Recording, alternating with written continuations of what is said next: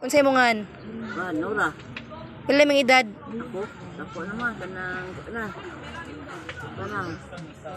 hindi na na. Ayun niya. Unsay mong ipasalamat sa Hope House? In what way Hope House help you? Saan ba niyo na ko na? Napasalamat ka sa Hope House. Salamat ka David kay. Ngayon ako. Oh. Maaga lang sa... Transit. Transit lang day. Thank you, Jesus. Thank you, Hope House.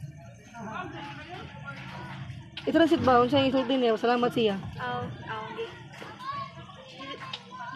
She's very thankful to Hope House because when she go to Hope House and attend the Bible, if Hope House has an extra income, has an extra money, Hope House will give her food, especially rice and canned goods. And she's very thankful to Hope House because she learned and to know who is really Jesus. Ana. Bye-bye. Ana, bye-bye.